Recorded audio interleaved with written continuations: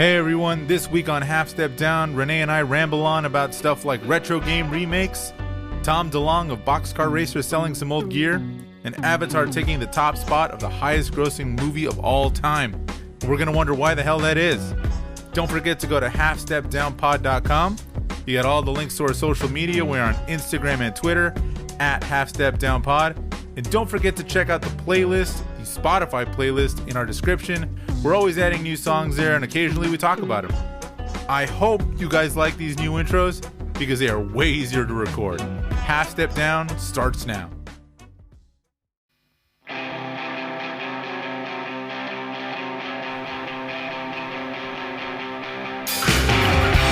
was that?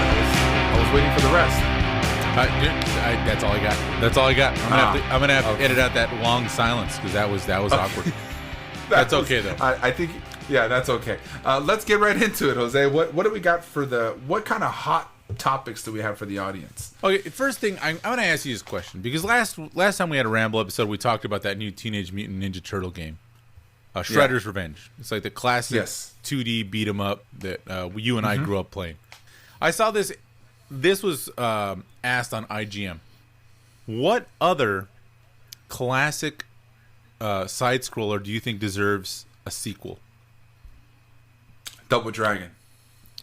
There was a Double Dragon redo a couple years ago. Double Dragon Neon. Like I said, I'm glad that they did that one. Is what I meant to say. Oh, you didn't let me finish. Okay. Yeah. But if you're talking about new, a sequel, I would say any Ren and Stimpy game. Okay. Or Beavis and Butthead. That would be kind of rad. I mean, I would love a new side-scrolling Simpsons, like that arcade game, or a new side-scrolling X-Men, like that classic X-Men game. Ooh. Yeah, that would be cool. Yeah. If you could have, this is going to be a fun one. If you could have 4 arcade cabinets, like real ones, in your house, which ones would you have? Don't we have this conversation already? Did we have it on air? I think so. Okay, then we'll skip it. But what were yours? Okay. Well, no. Well, I mean, how about for the 10 listeners who haven't heard that episode yet? I guess we got to finish the question. You got to finish the question. Can't do that. Yeah. If I were to pick The Simpsons, I would do. I think we Beavis did have and this. Butthead. Let's skip it. Let's skip it.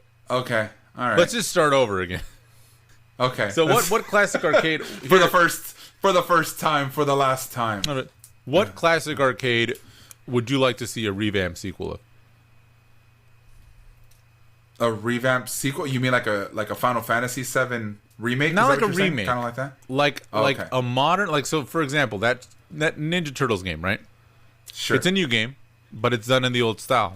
What would you like to see, like a sequel of, still maintaining to that old gameplay style, but a new version? Do you have an answer for that one? Because let me think. You have to let me think on that one first. So you got your classics we've talked about on the other episode we did. Yeah. X-Men, Simpsons, but here's one: Spy Hunter. A new Spy Hunter. Okay. I would like to see a new Paperboy. I don't know why. Oh, that would be so much fun. That game was hard, dude. It was hard as shit. That game was hard, and it's only seven days out of the week, man. No, you know what was hard about that game? The obstacle course. That was hard. Obstacle course always got me. Not necessarily the paper route, but the obstacle course was fucking difficult, dude. I don't think I ever passed the obstacle after the first one. I don't think I ever got that far. And you know what other was another good one? Did you ever play Bart's Nightmare? I have that on my desk right now on my Genesis. I was playing. Yeah, that game was hard. That was if there was ever a game that was difficult, it was that one. Yeah, that game was very difficult to beat. That and Virtual Bart was really hard too. Not really hard, but kind of hard to understand. Yeah, I mean there are just so many good. You know what I just saw that they've made like a remastered version is Ghosts and Goblins. That was a good one. One of the all-time classic video game trolling. Because for those of you that did not know, when you got to the end of Ghosts and Goblins and you beat the last boss, didn't it say like it was all a dream and it sent you back to the beginning of the game and you had to do it again? Yep, and you had to do it all over again. That's crazy, man. And then they came up with Ghouls and Goblins, right? Ghouls and Goblins, yeah. It was classic franchise. You know what I like to see? Vector Man. Oh, okay, Vector Man. That'd be pretty cool. Yeah, that game was impossible too. Vector Man would be kind of cool.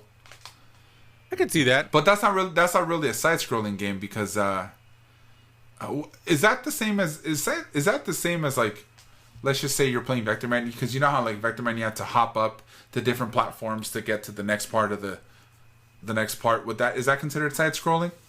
Yeah, but let's just call this. Why don't we do this instead? Why don't we talk about games that we would like to see done in modern times with that old school kind of gameplay to it? Okay. Vector Man would be cool. That would be cool. Bart's Nightmare would be cool. I like an old school, like Bomberman. I think that'd be kind of fun. Bomberman would be rad. But I don't think Bomberman ever really left, did it? There's got to be a modern. I'm sure. Yeah, like on the Switch or something. Yeah, I would see that being big on the phone. Yeah, like an Android or iOS game. Yeah. Some sort of Spider-Man game. Well, I do know that apparently we're living in the golden age of Spider-Man games, because the last Spider-Man game was supposedly super awesome, and I've heard Miles Morales is legit, but I have not played either one. Do you remember the one on the Neversoft version? The Neversoft, the Activision Neversoft Spider-Man game on the PlayStation, like the makers of Tony Hawk. No, I don't remember that one. Yeah, that was pretty fun. I remember that one. That was a lot of fun. Spider-Man always kind of brought some good nostalgia to me, just because there's so many of them, you know? Yeah, I remember Maximum Carnage. That was a big deal, like that red cartridge. That was a very big deal. Yep. Yeah, then you had Separation Anxiety and the original Spider-Man and X-Men. Yeah, you had a bunch. Yeah, those. Yeah, side-scrolling games, man. That's a big one. Those kind of beat 'em ups. Old school gameplay is just, it's solid. Oh my God, there it is for the episode. We got a couple more of these coming. Yeah. All right, this is another one I wanted to ask you about. So Corey Taylor, lead singer for Slipknot, is planning a U.S. solo tour that's going to follow the respective health guidelines for every city that he goes to. My question for you, Renee, is what do you think shows are going to look like for the next couple of years? That's going to be tough, man. I was actually just talking to a friend of mine about shows today, because we're going to be talking about this later, about Coachella, right, being bumped a year already, right? Mm-hmm. We already knew that it was canceled, but I knew they already said they're moving it up to next year. But we were talking about how, I think we spoke about this too, the week prior to... Hey everyone, it's Jose from the editing room, and right about now, for whatever reason, Renee's mic kicked out. So what he was talking about is how we were both at shows the week of the shutdown back in March of 2020. So sorry about that. A little technical difficulty that we did not catch until just now, but it was a really profound statement, I promise. Here we go. Back to Renee. That has to do with music at any concert. But then again, you're probably not going to see me at a show this year, unfortunately, as much as I wish I could.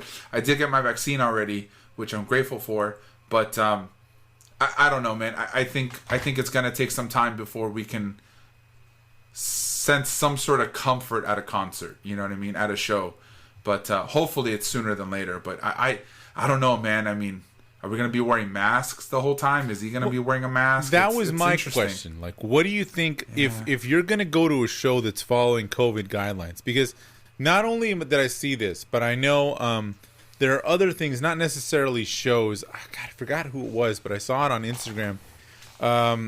She's the bass player for Bad Cop, Bad Cop. She's doing like DJ sets at a bar that's following COVID guidelines. So everyone's got to be masked. Everyone's got to be doing whatever it is you're supposed to be doing. But I just wonder if that's going to take away from the fun of... I mean, the fun of a punk rock show is being in the crowd up next to people and just that whole thing. But yeah, man, and now I wonder if that's just going to give me anxiety and how long that'll take for me to get over. I think one of the hardest things is trying to tell yourself not to be anxious if you're following the proper guidelines. Right. Right? I think that's one thing that I try to tell myself. I'm like, I'm 6 feet away from people. I have my mask on. It's okay. We're fine. I'm perfectly okay. One thing that somebody that I respect a lot had mentioned to me once, that stress is just borrowed worry. Yeah. There's no reason to stress over something that we just can't seem to, it's out of our hands, really. Unless you're doing the right thing, there's no reason to stress over something. Hey there, it's Jose again from the editing room floor, and it looks like Renee's mic kicked out twice. So he was talking about how right now musicians are suffering, and then I'm going to go into my response. It was a very profound statement.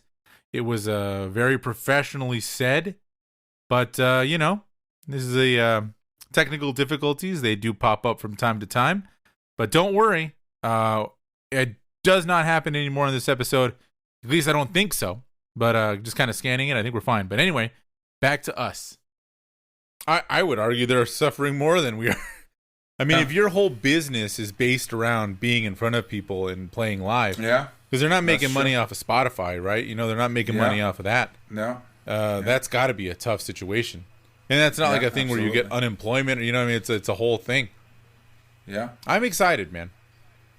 I want to see what these kinds of shows look like. I mean, I'm ready to kind of get back to normal. Hopefully things will get, I don't know how I'm going to react. Today I went to the mall for the first time and I was nervous in there. Everyone was masked and very distanced, but it was like, oh, that's weird. I haven't been here in a long time. It was just a strange sensation. Santa Anita Mall? Mm-hmm. Yeah. They're not fat friendly there. No, we actually went for food. We went to walk around. Marta had to return some stuff. She had bought online, so she returned it in. We got some food, and then we ate outside, and then we went to the park, and I rode my skateboard. Lincoln rode a scooter. It was fun. Nice. Doing the dad thing, I like it. I do the dad thing all day. All day, every day. Who would have thought that green hair Jose would be a dad? What would you tell green hair Jose now? If you can go back in time and talk to your own green hair Jose, what would you tell him? I would tell him, keep doing what you're doing, but try harder. You would have opened some doors if you had just kind of pretended to have fun at some of these things, and try to keep your green hair longer. Because that was fun dyeing my hair, man. I liked having green hair. Yeah. Did you only have green hair? I only ever dyed it green. Okay. And you had it long too, didn't you? When it was green? I had it long, and I tried to dye it green, but it didn't hold because I didn't bleach my hair. I remember. So it just looked like a tint of green, and then I cut my hair, and then I bleached it and dyed it, and then it was full on green. That's right. Okay. How long did you have that for? A couple of years. Oh, okay. I think junior year I dyed it back, and then I just let it grow out for senior year. It was just normal and natural again. Am I crazy, or did you not have a beard? I had a beard for a little while. When I was working sales, I had a beard and then a goatee. I had a goatee for many years. I remember the goatee, but I could have sworn you had a big beard, or am I tripping? I had a beard, but it was never. I don't grow a good beard.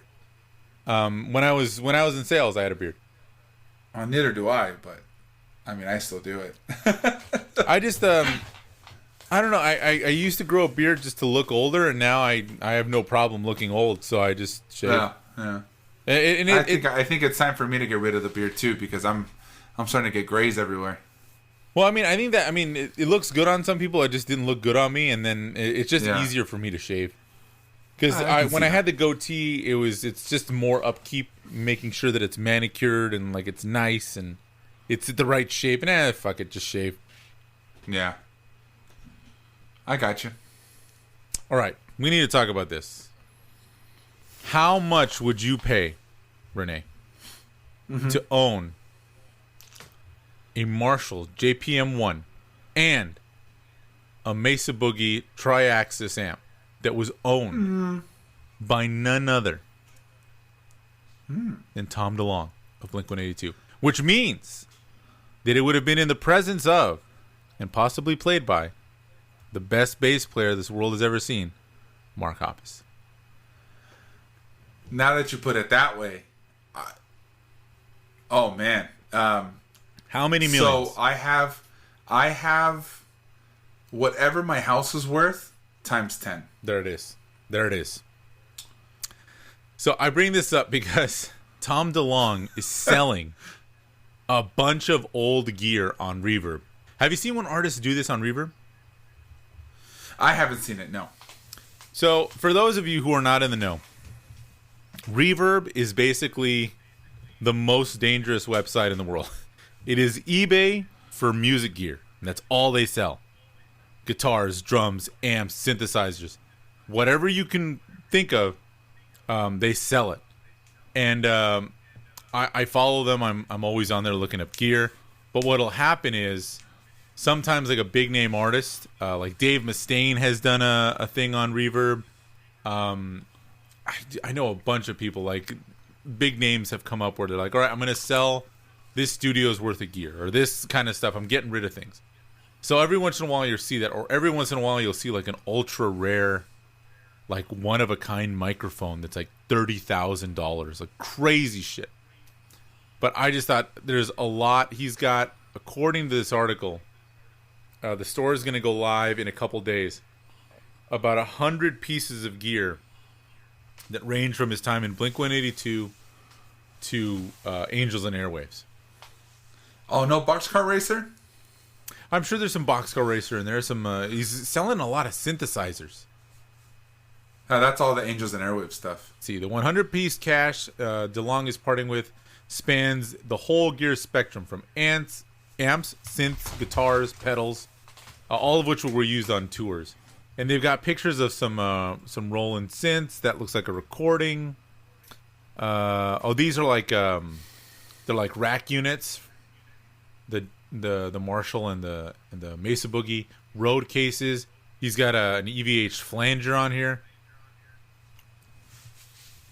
If you could get one piece of gear from an artist you like, what would you get? Mark Hoppus's P-Bass. Nice. Yeah. More than likely his... he had the pink one, right? Yeah, the pink one. Yeah, at one point I think he had a pink P-Bass. Yeah, he had a pink one, yeah. Probably the pink P-Bass. I don't know. So here's another one. What's a piece of gear that's gone that you want? Like that's no longer being made? Mark Hoppus's pink P-Bass. Did he have a signature one? Yeah, of course. No, I'm talking about... The first question was, what would you have, like, an actual artist used one? Like, a piece of gear that they gave you. Yeah, the P-Bass, absolutely, because he's Mark Hoppus. Okay. But, like, what like, discontinued gear would you have if you could get one? Because I got two that I've said... well, actually, three. Three things that if I find them in the wild, I might just throw down the credit card and buy them. Like, 90% sure I'd do it. I don't know. That's a good question. You know, man, I'm not big on gear. If that makes any sense. Like I have my own gear, and I've never really messed with too much to really say that is what I would want. You know what I'm saying? Mm-hmm. That's never really been me, unfortunately. Even though I am a musician, but I don't really have the ear for that, unfortunately. I'm more the composer part. I see that. I can see that. Yeah. How about you? There's three things I've always wanted. I want a 90s era Orange County drum and percussion vented snare, like the nice ones that were like custom made. Just because that was the sound of that entire era, snare drum wise, was that dumb vented snare and that stupid OCDP logo that was on everyone's drum kit. They were too expensive when they were first coming out because they were all custom made, and now they're just hard to find on the secondary market. They make like a Guitar Center exclusive, but they're like made in China. They're like mass produced, and they don't have the big vent holes. So if I can find a crazy like 40 ply maple snare with a big vents in it, I would buy that. There's the Fender Telsonic, which I've talked about on this podcast before. If you've never seen it, it's on the cover of Freaky Friday with Lindsay Lohan. And either the Gibson or the Epiphone Thunder Horse Explorer. Why the Explorer? I think the Explorer is the coolest looking fucking guitar. It's ridiculously shaped. It looks like a big Z if you don't know what an Explorer is. It's like your classic 80s metal guitar. Used probably most famously by James Hetfield of Metallica. I know Claudio Sanchez from Coheed and Cambria rocks one. What's the dude's from No Doubt? What's his name? Tom something, right? Yeah. He was rocking an Explorer for a while. It's just a cool looking guitar, and you just look cool holding it. Interesting. Yeah, I not necessarily a discontinued item, but I would want one thing that I'm on the hunt for is a not necessarily on the hunt for because I know I can find one is a Fender the Fender Telecaster thin line, the one with the F hole on top, has a hollow body, but I actually want to have a maple neck and I don't want it finished. I don't want the neck finished. I want it just ended, and it's just because it's a lot smoother with like probably a wider neck. Because I tend to have longer fingers, so I'd like to be able to get my hands on that. I ended up picking up a Squier one, but it was all beat up, so I ended up returning it and getting the modern player, which I'm happy with. But probably gonna have to look around for a better guitar, not another guitar, I guess is what I'm saying. But nice. All right, yeah. Let's talk about this. I'm excited for this. I didn't know how to feel at first, but now I'm excited. The live-action Cowboy Bebop Netflix series just finished wrapping its first season. Are you excited about this? I am actually. I loved Cowboy Bebop in my early 20s. I was a fan. When I watched it on Adult Swim, I was like, I can't get enough, and I remember watching the whole thing. That and for some reason, Samurai 7 was something that I was in love with at that time. Yeah, I gotta say, Cowboy Bebop has to be in my top 10. Top 5 anime of all time. It really did capture like a moment in time. Like, and that was probably the last anime series I remember before anime completely went off the rails. Yeah. And now I just have a real how do I word this diplomatically? It is a hard time, or it is a hard position to be a grown man and like anime at this point. Mm-hmm. It is just so far out of line sometimes that I'm just like, dude, I don't know what I'm watching here, and I feel like I'm going to jail. That's how I felt watching Attack on Titan when I first watched. Why Attack on Titan? Because I hadn't seen something. I guess the very end of the first episode.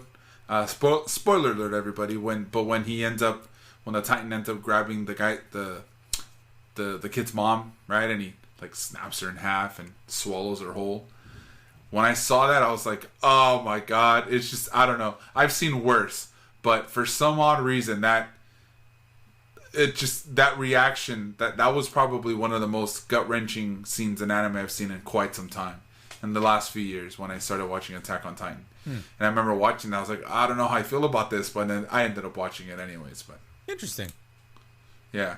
There's just, it doesn't necessarily have to be gruesome. It doesn't, not like, what I mean is just gut-wrenching, right? Like when you have when you just cut to the right scene and it's just done right, you know what I mean? And just, it was just done right for, when I watched it, it was just done right. And I was like, wow, they got me. They got me invested here. I'm in. Huh. Interesting. Yeah. That's not where I was coming from, but I guess I could see that. Yeah. I haven't finished Attack on Titan. I actually thought it was that show was a callback to the old school. Yeah. Because I got into anime because of the violence. Like, I remember thinking, like, oh, this is so cool. It's so bloody. But now it's just all schoolgirl magical like kind of idle stuff, and I'm like, I don't know what this is. Some of the slice of life stuff is really funny, but it's like it's not the anime I remember growing up with. Weren't you a big fan of High School Rumble? I never watched High School Rumble. Oh, I must be thinking of somebody else. Okay. I mean, there are some. I remember somebody was in love with High School Rumble. There are some of those like slice of life that I really like. If you want a hilarious slice of life anime that I did watch, and people were like, "Did you just do it and give it a shot?" And they were right. Is Nichijou. It's called Nichijou. I think it translates to My Ordinary Life. It's fucking hilarious. But yeah, I mean, have you ever seen the Devil is a Part-Timer? I've heard of it. I've never seen it. Yeah, I you know what? I've been meaning to catch it. My buddy keeps telling me about it. He thinks it's great. I've been meaning to catch that one. I just haven't watched it yet. I think from what I remember is that he's a part-time worker at McDonald's. I know it has something to do with something like that. Yeah. But I'm meaning to catch that. Just haven't gotten around to it. Yeah, I'm excited for this live action thing. I know anime and live action adaptations have not had the best track record, but it looks like they're doing it right. And if there's any series that will work as a live action drama, it's got to be Cowboy Bebop. Yeah.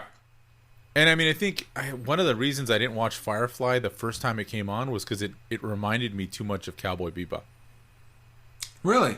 I remember the first time it was like when he was in his initial run, I was like, I'll come back to this. I'm like, this is too much like Cowboy Bebop for me. Later on, I saw it and I watched it and I'm like, oh yeah, this is really good. And they're very similar, but they are different. Yeah. Whereas I think like, Firefly is like a space western. Cowboy Bebop's like a space noir with cowboys. Yeah. Mm-hmm. But I'm excited. I really want to start. I want to see something. I want to see John Cho as Spike. I'm excited. This is going to be a good one. Yeah, it's going to be a good one. We should do a watch party on that one. We should do. Or a watch party podcast. We should. You know what else we should do watch parties for? One of the possibly 3 more Game of Thrones spin-offs that are now in development at HBO. You know what else we should do a watch party for? What? Actually, that was a horrible joke. I was just going to say I would rather read the books instead of watch these 17 shows that are coming out. But I couldn't figure that out. Sorry. It's okay, That was an attempt at a really bad joke. Sorry, guys. It's late. I apologize. It is late, guys. We're trying to get through a late night podcast. We got lives. We're trying to get ahead. Do you want to return to the Game of Thrones universe, Renee? In all honesty, Jose, I wouldn't mind. I think people shitting on the last season it didn't necessarily deter me away, because outside of the last season, you had 6 amazing seasons, and they got me invested in a TV show that I haven't been invested in since Mad Men. As much, well, I shouldn't say that. I haven't been as invested in a TV show as I have with Mad Men, as I have with Game of Thrones. Like, both of those shows I've been heavily invested since they started, and so I was really excited, to the point where Game of Thrones, where I read the books, and it just, it hurt, it pains me to not being able to read the last 2. Utterly pains me. I'm sure he'll get around to that. Count me in. I hope so. I did not read the books, and I probably won't. I'm going to be honest. The Game of Thrones, to me, was tied for my favorite. I don't want to say favorite show, but for the show that made me really believe in TV again. It was this, and it was Breaking Bad. And after that last season, which I liked, I'm not going to say I disliked it. And even that last episode that everyone was so disappointed with, I remind people, the 2 dudes that put this together, D.B. Weiss and David, I forget his name. Those guys, this was like their first major show they put together, right? And then you got to figure, one, Game of Thrones, they had been trying to sell that to somebody for years. I remember hearing people talk about though they're going to try to turn them into movies. From my ultra nerdy like fantasy friends, like back in the day. So the fact that they not only made the show, got it to work, because that's the other thing about Game of Thrones. It should not have worked as well as it did. It should not have been as popular as it was. I got friends that are not fantasy people at all who were just diehard Game of Thrones fans. My buddy Mikey, who we talked about on the show, watched Game of Thrones, and that's a big deal. But you got to figure, man, these guys did the best they could. They started this show and they thought, well, there's at least six books.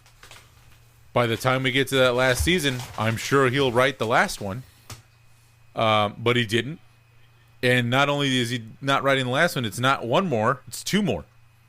Mm-hmm. So it's like, you know what? You did the best you could with what you got. But for me, Breaking Bad edged it out just because that was perfectly constructed in those 5 seasons. It just worked, and it ended on like that perfect note. But I guess to answer my own question, I'll go back to what was the name of the continent? I'll go back to Westeros. Yeah, sign me up. Why not? Right? Why not? I would. I didn't really. The last season. The only complaint I have is that it just went by so fast. Everything that they did, they could have expanded into 3 more episodes. You know what I mean? I think that was everybody's big case too. But other than that, I don't think it was horrible. But then again, I haven't gone back and rewatched it. But I have rewatched Mad Men. I'm more of a Mad Men guy. I described the last season of Game of Thrones as like going to a fancy restaurant, and the food you get is good, but you're just not full. Mm-hmm. You just leave and you're unsatisfied because you're like, this was not a lot of food. This is something I could have gotten at Lucky Boys times 4. Yeah, it's like I this food was delicious and I appreciate getting it, but I'm still hungry. I'm gonna go get tacos somewhere. Mm-hmm. That's me after every quinceañera or wedding. Well, after wedding, you got to get tacos. That's a must. Yeah. It's kind of a given. You know what else I'm sure you're excited for? What? I'm sure you're excited that Puss in Boots: The Last Wish is finally having a release date. I didn't even know there was a Puss in Boots 1. The only reason I know there's a Puss in Boots 1 is that it was one of the previews from back when I used to work at Sears, which goes to show you how long it's been since I think the Puss in Boots movie came out. Renee, do you remember Shrek? Shrek was a fucking phenomenon. Mike Myers hit gold twice. And not only was it not just 2 single movies, but a franchise. Like he scored on 2 franchises. It's pretty intense. Technically 3 if you count Wayne's World, I guess. Well, that's the thing. Like I think Wayne's World was his creation, right? Like he came up with that. Yeah. And then obviously he had his SNL kind of career, which is where Wayne's World came from. But then you got Shrek to come back, and then you've got Austin Powers. And now, unfortunately, I don't think I've seen him do. I think maybe it was a good thing, maybe it was a bad thing, because I haven't seen him in much since then, man. He got pigeonholed like crazy. Well, he did Inglourious Bastards. He did. Oh, that's right. Bohemian Rhapsody. But those were like cameos, were they not? Yeah, that's true. Yeah. Like he hasn't been a star vehicle since the. Do you remember The Love Guru? I choose not to. Yeah, you shouldn't. But damn, man, like that's got to be hard, man. That's got to be a tough pill to swallow when it's like, dude, what do you do? How do I get hired? Yeah. I think we've talked about that, right? Like, but I think it's different when you're typecasted, huh? Yeah, I mean, it's got to be tough to know. Yeah. I mean, this is a good example. But here's the thing, though. Look at the difference between Shrek, Austin Powers, and Wayne's World. 3 totally different characters. He's not necessarily typecasted. Maybe he just doesn't have to do it anymore.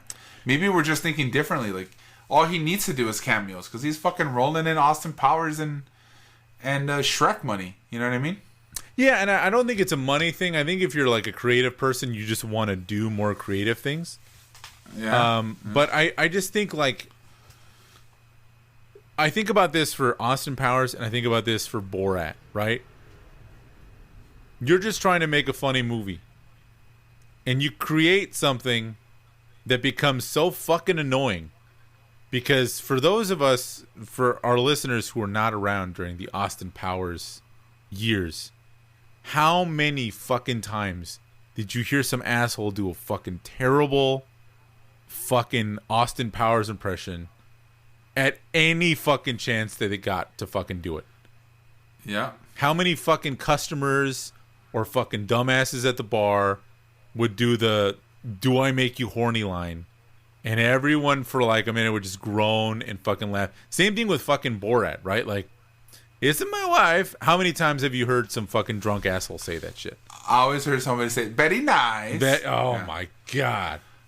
Yeah. And it's like, dude, you were just trying to make a fucking funny movie, and you've created something. Dude, but how funny is Borat though? Borat is hilarious. That's one of my favorite. Borat was ever. fucking hilarious, but I was just taken aback by the number of times I heard the "very nice" and it's like, oh god, I get it.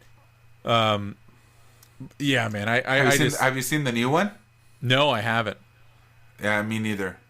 I got a list of things I need to get caught up on. In the next couple of weeks, I want to, because I'm very behind on the DC stuff. I haven't watched Batman v Superman. I haven't watched the Justice League. I'm gonna watch the Josh Whedon cut first, and then I'm gonna take some time off of work and sit down to watch the apparently 4-hour Snyder cut. Is that didn't that just come out? It just came out yesterday. Today, right? We're recording. Yeah, it came out yesterday. Oh, okay. I was not aware it was going to be 4 hours. Jesus. Okay. I'm kind of like, dude, if you can't finish a movie in 3 hours, fucking make it a TV show. Yeah. Because fucking 4 hours, that's a commitment. That's huge. That's a long time. But I'm gonna get to it. I want to see what's gonna happen here. I want to see The Irishman felt like was a little longer than 3 hours, and just knowing that it was over 3 hours just felt like an eternity. I was like, oh my god, like, isn't this over? Great movie, but I was just like, I can't. How do you feel about these de-aging when they do these things in movies? In all honesty, because I'm differently abled, I didn't notice. Okay. I couldn't tell the difference. Yeah, I honestly couldn't tell. Yeah. So I enjoyed it regardless. Okay. Yeah. So there is a scene, and here's the thing: like the movie was great. I loved it. There is a scene. So I saw it with two of my buddies. They came over and we watched it. But it's very noticeable. And one of the jokes that me and like Mike was one of the guys, is every time he was like talking to someone, because it's fucking De Niro, right? And De Niro is, how old is De Niro? I gotta find out how old De Niro is. Probably in his 70s at this point. Let's look. It is. Did you know that De Niro and Pacino, this is the first time they ever were in a movie, in a scene in the movie that they were in together? Yeah. What was the big deal. He's 77, so good, very good call. Yeah. But like he's like a kid at the beginning of the movie, and we would just be like, "How can I, a young man of 18, barely be able to afford whatever?" So we would always make this joke. But there's a scene where he like beats up a guy as a young man, and his face looks like a young man, but he walks like an old man. And it's just so stilted and weird, and it's like, oh man, that's tough. Also kind of, and I'm not ashamed to admit it, because we watched it late, I nodded off a couple times. Because I'm like, fuck, dude. I watched it at the Playhouse in Pasadena. See, that maybe I should have done that, but like my buddies came over, we had a couple beers, and I'm just like, and I remember like nodding off, and like Shankar just looking at me and be like, "It's all right, man, you're a parent. You're probably tired." I'm like, I am. Yeah. Well, I'm sure it had to be with the 2-3 beers too. I mean, that doesn't help, right? It doesn't help. Makes you sleepier. But it was a long movie, man. But it was good. It was good. I enjoyed it. It was good. Yeah. I think Goodfellas is still the best gangster movie of all time, but I think if you're gonna go traditional mob movie, I'd have to go Goodfellas. yeah. Even over The Godfather. I know The Godfather is great and it did a lot of things really well and amazing movie, but I got to give it to Goodfellas. Yeah. Hey Renee, are you excited for the return of Chris Gaines? Wait, Chris Gaines? Chris Gaines. You know all about Chris Gaines. You're talking about Chris Gaines? Chris Gaines. My neighbor? No, homie. We're talking about the alter ego of one Garth Brooks. Oh. Huh. I have no idea who that is then. I thought you were talking about my neighbor. Shout out Chris Gaines. Go Chris Gaines.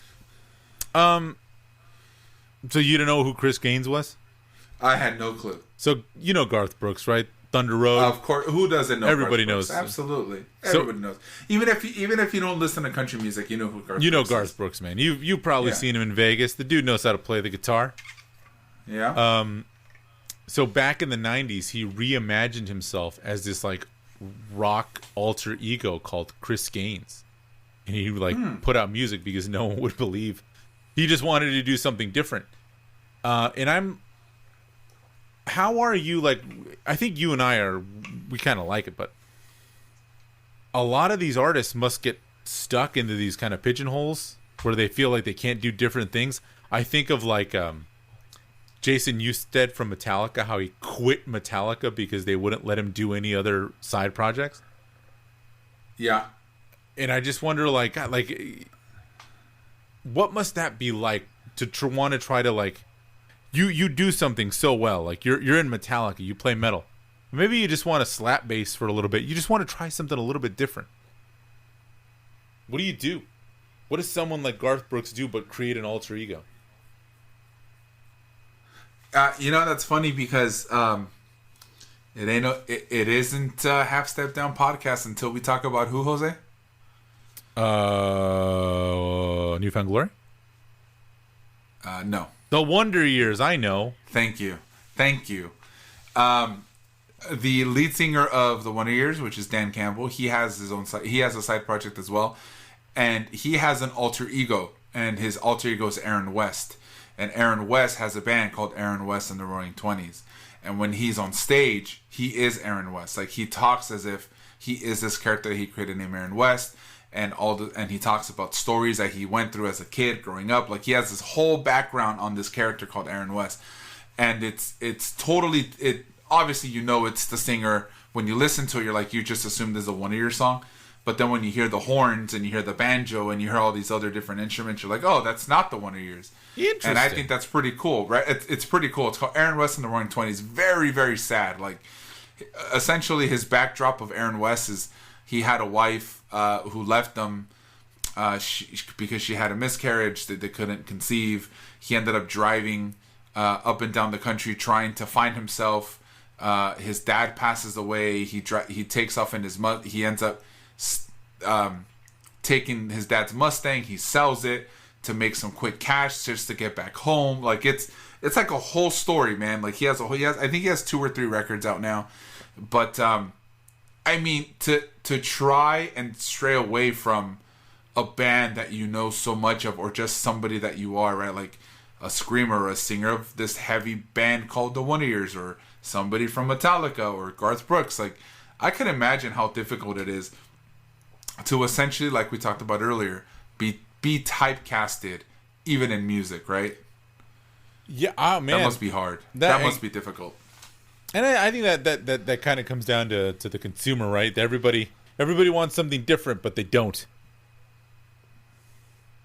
I like Scars on Broadway, which I believe is, I forgot the name of the guitarist from System of a Down. That's his side project. That Chavo? And one of my buddies, he's a big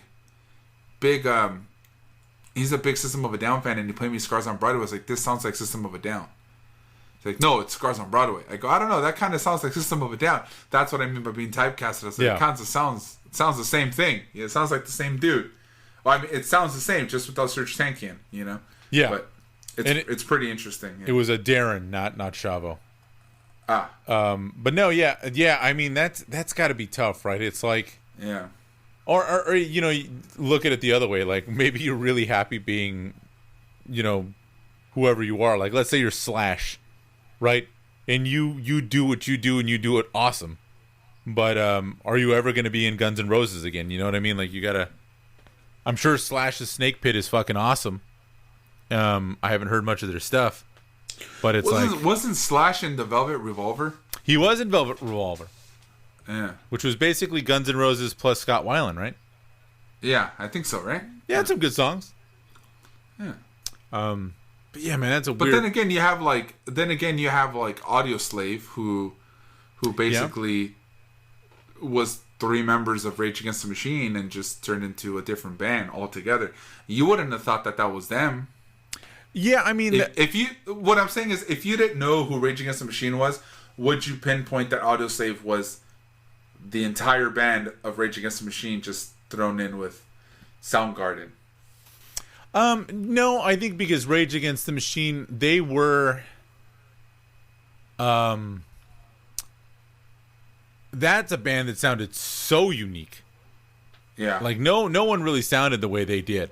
That's true. And I think that has a lot to do with Tom Morello, and I think Audio Slave, even though he had some of that in there, was more of a traditional guitar playing with some of that in that kind of like, obviously he's the master of the effects kind of stuff. But yeah, I see what you're saying. But I guess are you an Audio Slave fan? I was sort of. I didn't really like it. Didn't rock my world, but I like some of those songs. I really like Chris Cornell. I thought he was an amazing vocalist. But Audio Slave, it was good, but it didn't rock my world the way.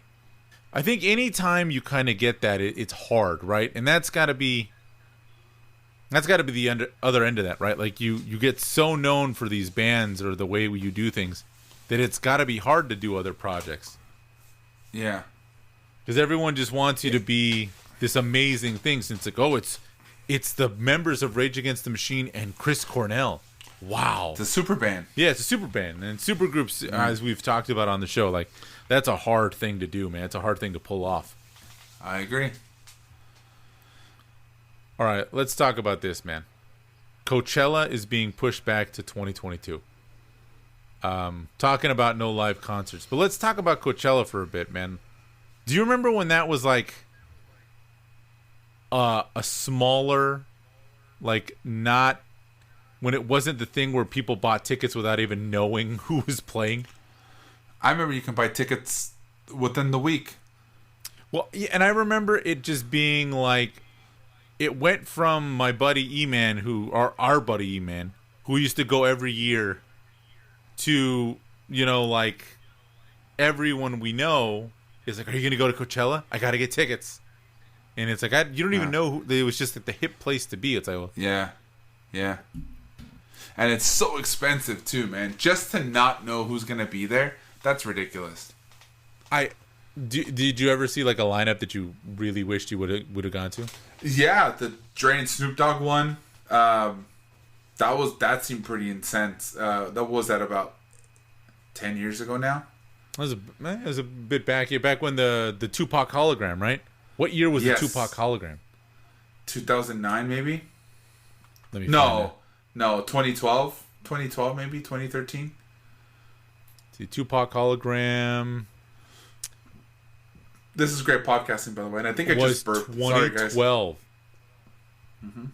2012. Crazy, dude. Yeah. 9 years ago. And that was already a big deal too. I mean, Coachella, you had to buy tickets the year before already. Yeah. I mean, at that point, yeah.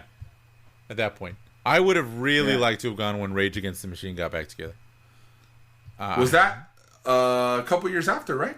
I think it was a couple years before. I think it was after. Let me see. Rage reunites. Yeah, I think that was after. Reunites at Coachella. Because then they ended up playing with Muse. They had a tour with Muse for a while too, and that was after that. It was in 2007. I remember they played at the Forum. It was in 2007. Oh, really? Okay. I know because the Tupac thing happened. And like I don't think I was not dating Marta when Rage got back together. And I was during the hologram. Okay. Because I remember, that was the thing they were known for. It was like Rage reunited there, the Pixies reunited there. The Pixies, yeah. So it was like a big deal, and I remember like E-Man would come back and be like, "This is like the greatest thing. It's like art and music and like all this cool stuff." And now it's just a bunch of rich kids. But I guess that's what rich kids do. They find cool things to do, and then they go do them. Yeah. What for you? Festival are you waiting to come back when the world is back to normal and we're finally able to go shows again? What are you looking forward to most? I'll take a Warped Tour at this point. I don't care. Like, I honestly, dude, I'm up for anything. Like, not necessarily a festival. Here's the thing: living in the West Coast, for the type of music that we listen to, would you think that most of the festivals that we would enjoy would be out in the East Coast and the Midwest? What do you mean? Like Riot Fest, you have Bamboozle. Every time I see the lineup for Riot Fest, it just makes me want to go. Like that's a festival that I would love to go to. Like that just seems right up my alley. Yeah. And when you see some of the festivals here in the West Coast, they seem awesome, but at the same time, I'm like, they don't seem like a Riot Fest. You know what I mean? Well, like I mean, a Bamboozle. I think I love punk rock bowling, and that happens in Vegas. Yeah. But I think part of that is because we are in LA, so all those bands are going to come through LA. Yeah. So but it's not a festival. You know what I mean? Yeah, but I think that part of the reason they have some of these festivals in some of those areas is like, you might not get a ton of bands coming out that way. Although Riot Fest is in Chicago, which is another big thing. I think it just has to do with the promoters.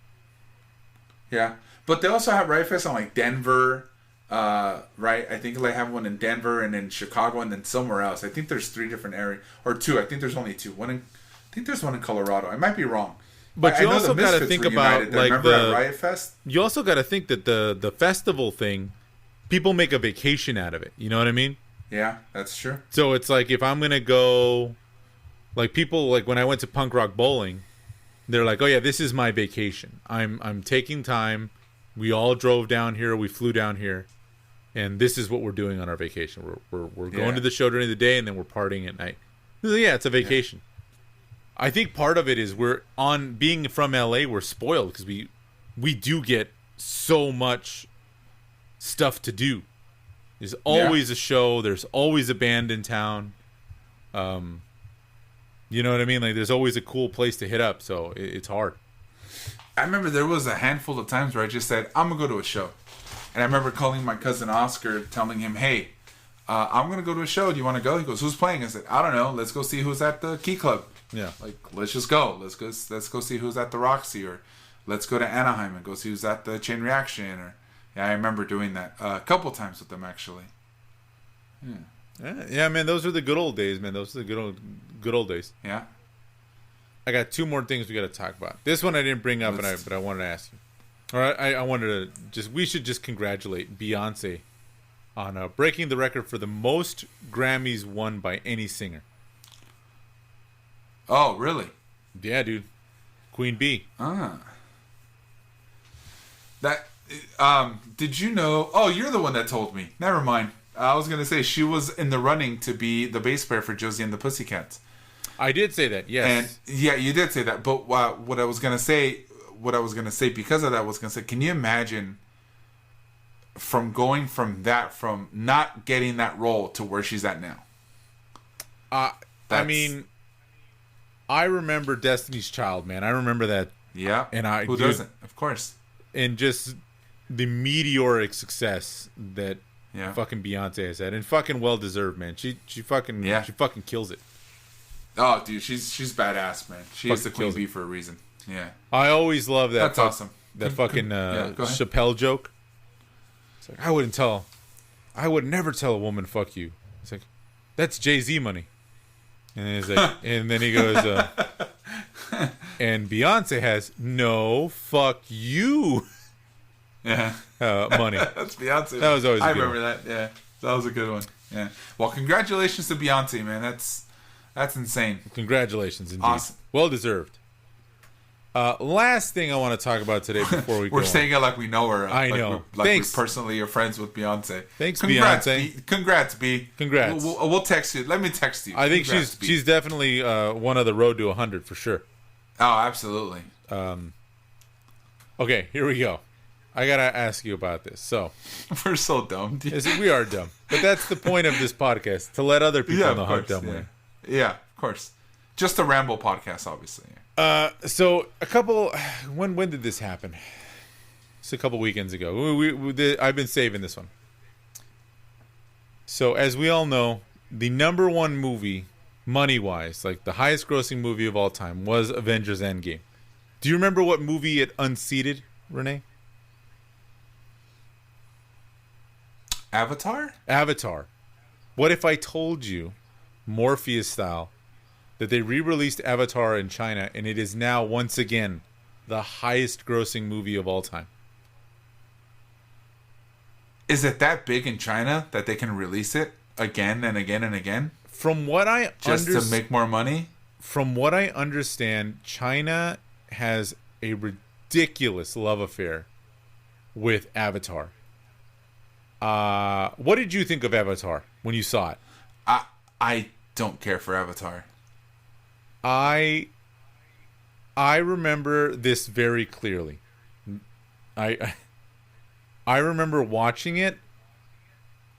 I remember the point where I really lost it. There was like a scene where it's got to be like the last battle, and they have these like helicopter things, right? And the helicopters are being used by the evil humans to fight the winged blue people, but they steal one. And at one point, it comes out of the bushes, and they painted it with war paint. And I just remember laughing, like, I just thought it was the dumbest thing. And I remember the movie ending, me getting up to turn to my friend and say, well, that sucked.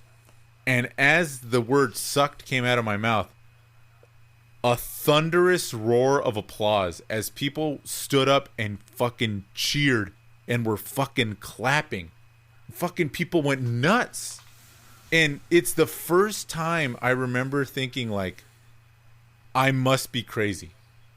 Because no one else saw the same movie I did.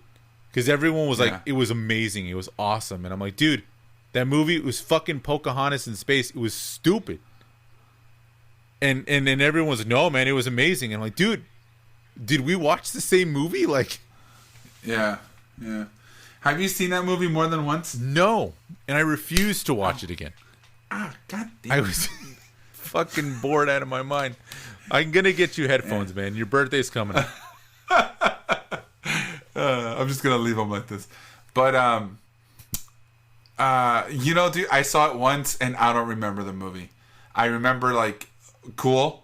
It was just like, all right. And then I thought the same thing you did. I was like, actually, I didn't think Pocahontas, like, this fucking Dances with Wolves in space. Like, exactly. That's what I remember telling Paul. And I was like, dude, this is Dances with Wolves in space. He goes, yeah, I agree with you. I was like, it looks cool, but do I care? No, I couldn't care less. I just don't understand. And they've been talking about making a second one forever, right? I think there's James Cameron planned like 2 or 3 more.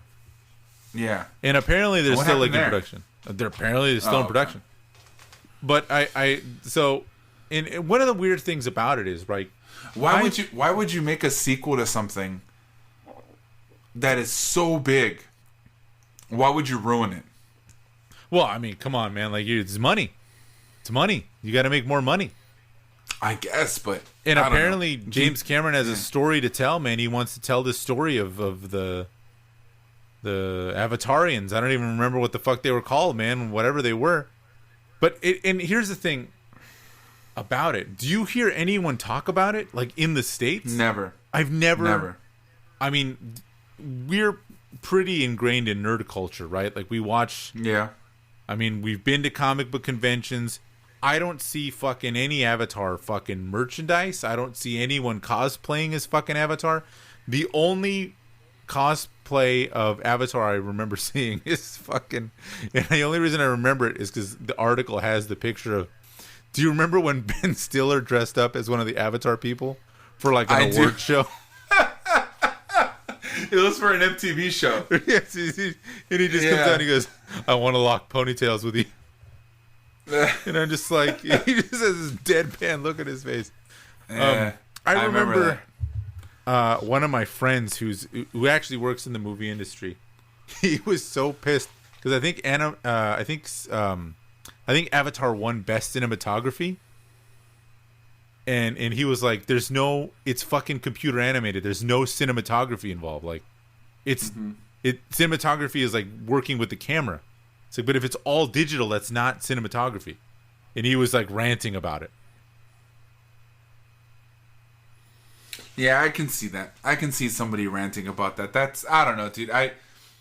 The world's love for Avatar outside of the States, I don't understand it. But I don't know. Maybe because we get more content than anybody else. And that's the thing, man. Like, China is now a big deciding factor in what movie studios do, man. Because they make... I mean, it's a big market, and there have already been some movies that are... kind of been changed for their fucking for their tastes over there, and some movies that are huge hits over there that were giant flops here, like fucking the Warcraft movie in China is huge. They fucking loved the Warcraft movie. Yeah, and I never saw Warcraft. Yeah, I didn't even play Warcraft. I played Vanilla WoW for a while, but I got out. Yeah. Do you remember how addicting that was?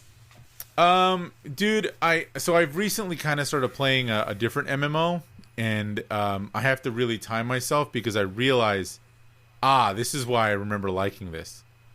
Because it can get very addicting. Mm-hmm. You're just like, maybe another hour. I want to see what's over here.